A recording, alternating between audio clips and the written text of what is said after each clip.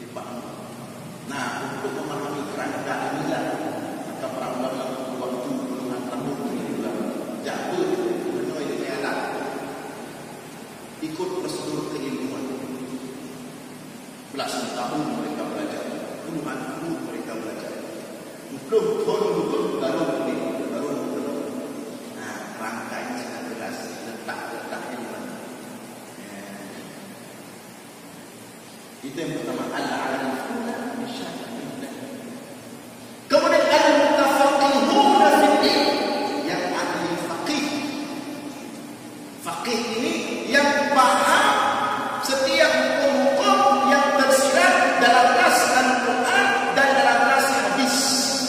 Al-mutafaqihun, betul-betul ahli fikih, betul-betul paham.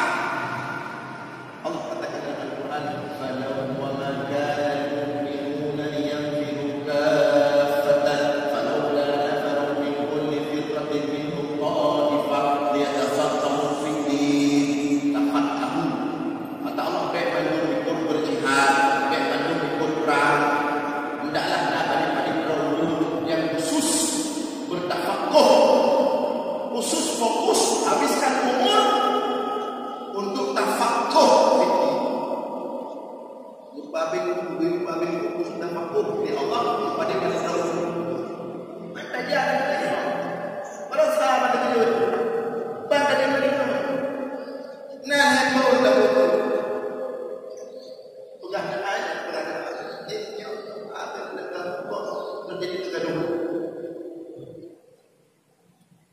Kemudian lanjut, al-mutafaqihuna fid-din al-'amiluna bi'ilmihim 'ala huda wa basirah, dan yang mengamalkan ilmunya dengan huda, petunjuk dan basirah. Detail definisi ulama, al-'amiluna bi'ilmihim 'ala huda wa basirah, mereka yang mengamalkan ilmu mereka berdasarkan petunjuk dan basirah. Jadi Rubah dan amai mereka terangkan kan bahkan itu langsung saja mudah kalau mau sampaikan rubah tingkatnya mesti ada cara, ada budak dan basirah. Contoh Pak malamnya tidur memberi khutbah tentang puasa sunat Senin Kamis. Bulan tinggal orang ni, tinggal berkelam ni. Lupa sunat Senin. Misalnya, ini contoh cara beramal. Kemudian disampaikan selama itu hadis ini tentang kelebihan puasa hari Senin. Rasulullah melakukan puasa hari Senin. Kalau siapa yang berpuasa satu hari, maka Allah jauhkan dia dari neraka satu bumi jaraknya. Duduk. Tapi dia di rumah sudah ada undangan. Sudah ada undangan besok pesta. Bantu lah, tanya dia tahu. Kau ini nak undangan kau ini. Kau baru dia tahu. Jadi ibadat dia puasa. Maka besok dia puasa. Bahawa dia ada cukup puasa. Ini mengamalkan ilmu tanpa mudah dan basirah. Ini contoh kecil. Bayangkan cukup kejadian lebih parah-parah dia. Seperti hari ini banyak orang yang berani menilai ulama yang menyakiti orang. Banyak orang hari ini yang menilai ulama, yang dia tinggi ulama. Ngeri tadi kan. Apa? Kita yang kita rasakan, dia ulamanya bukan sembarangan. Jumlah tu betul-betul. Jumlah kita yang payung meyalah. Jumlah kita. Mana mungkin dia jauh penting yang keluar dari penting sampai kajian. Betul salah. Kajian malam. Kebangun sebuah tradisi keilmuan, kebangun paten, kebangun daya bentuk brokoli bahkan di beno. Tuan muda, sampai menghasilkan murid-murid yang senior, juga kepada daya orang yang mati. Ya, tuan muda bakal pilih yang boleh tujuh orang juga.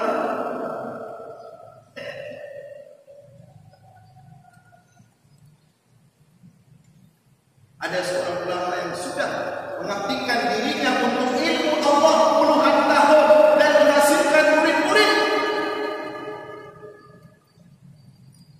Roh salah itu. Nyambi roh dia salah. Dan salah roh perkara yakin dan roh berdaya istihad dia yang salah. Nyambi memblahnya itu salah. Tak ada kelak bukan ada.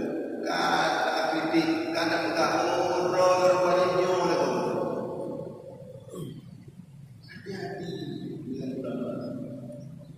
Berapa ulama ada luhul ulama masukma. Darah ulama itu beracun. Darah ulama itu racun paling berbisa. Kehormatan ulama itu, daging ulama itu racun paling berbisa.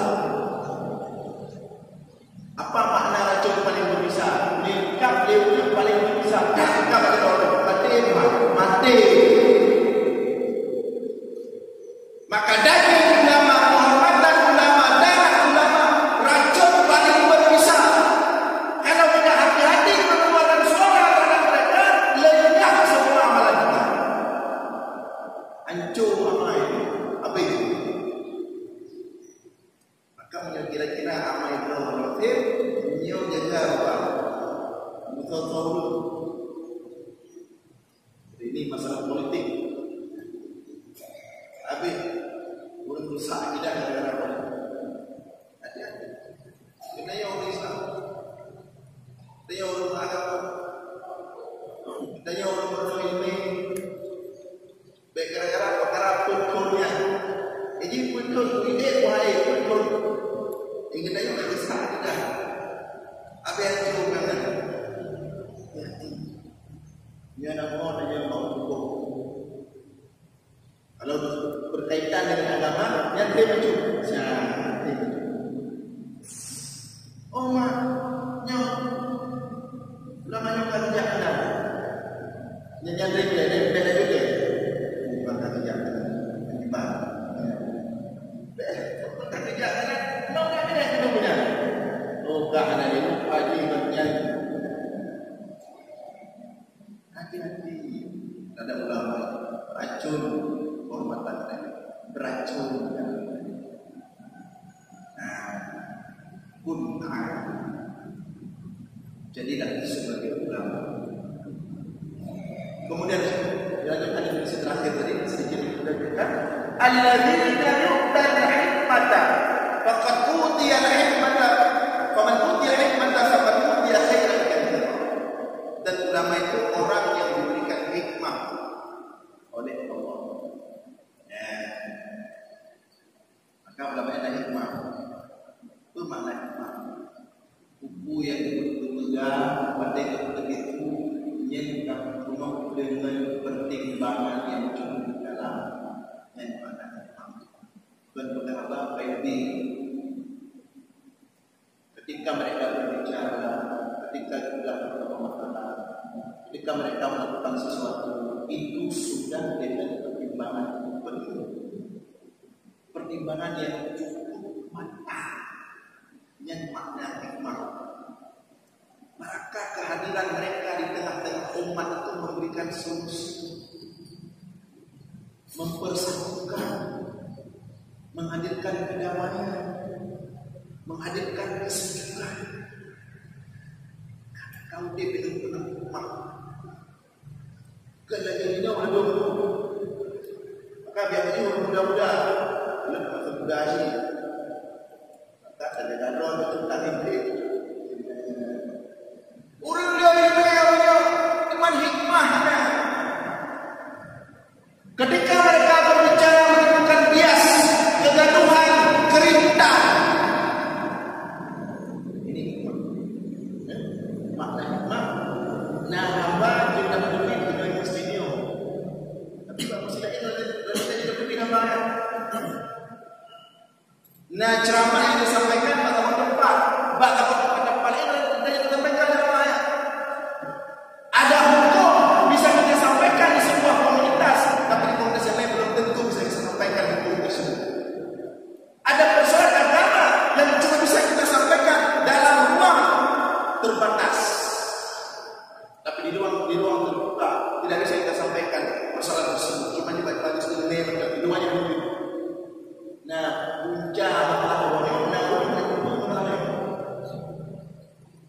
Nah, di orang itu, nah di orang ulama, belum itu usul kemudian. Ijawabnya apa sampai cerah kamera. Itu berkata orang hati dalam hati mampu menemukan nahan pada saat itu. Maka gabung lebih. Itu namanya hikmah. Demikian juga kita yang kadang-kadang menyampaikan ilmu, yang kadang-kadang menyampaikan ceramah, yang kadang-kadang menyampaikan dakwah, itu hati. Sering kita nasihati dalam pelatihan pendakwah. Seorang pendakwah itu sebelum menyampaikan ceramah memastikan dulu yang ayat tak betul ya, yang hadis tak betul hukumnya itu. Cek deh, yang ayat apa makna, yang hadisnya apa makna. Imam belum nama, imam belum kitabnya, imam belum kitabnya. Bukan benda baca, ayat tak berikan juga orang tidak bisa. Tapi yo ekor Islam menunjukkan, dia orang nampak. Sudah.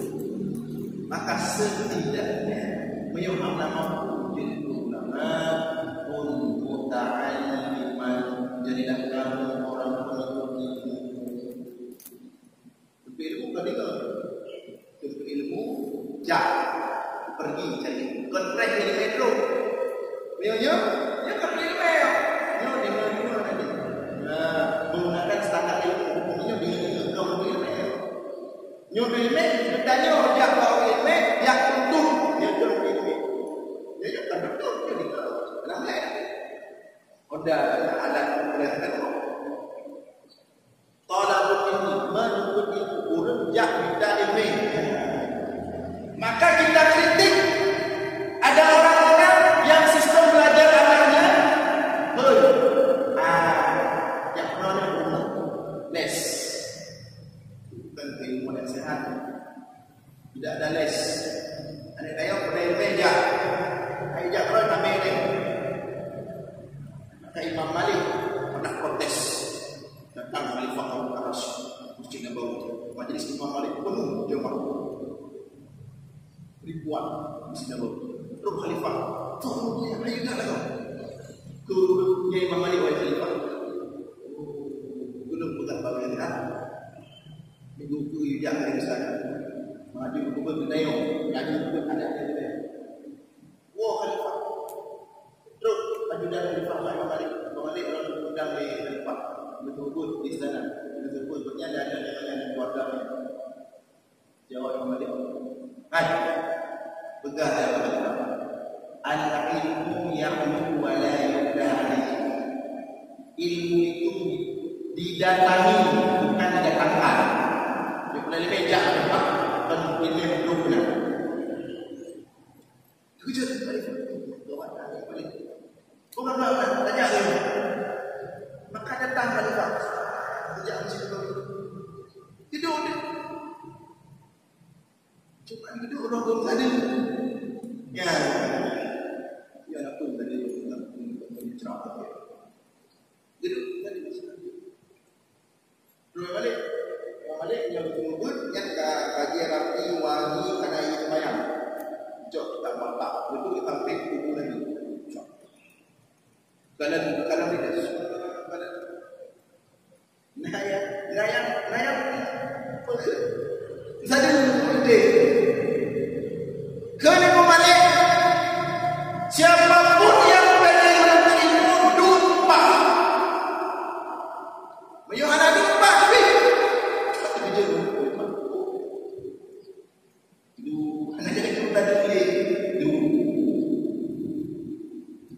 itu tradisi keilmuan yang sebenarnya. Yang betul, penyamaran mampu betul, mustahil. Jud aman cik, nama-nama lebih perempuan, 5 dengan SMS yang buat ni, malam itu pokoknya, malam pengajian kerja ini, anak yang berbeza, anak yang mana perang tadi, cuci. Ada yang mau jalan, mau sibuk dekat, paling kurang terakhir hebat pencinta ilmu. Kahari tadi lebih sibuk dekat, paling kurang tak ada ilmu. Hai, kuranglah majelisnya. Upah, cuma bing hanya ilmu mereka. Copek tak ada. Ya, paling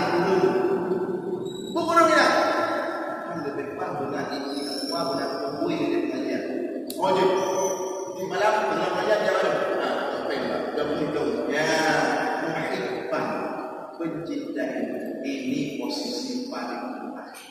Tapi beliau lebih banyak posisi tidak aman atau terancam dalam berjalan dalam kondisi bahaya. Hadirin sekalian yang dimuliakan oleh Allah, mudah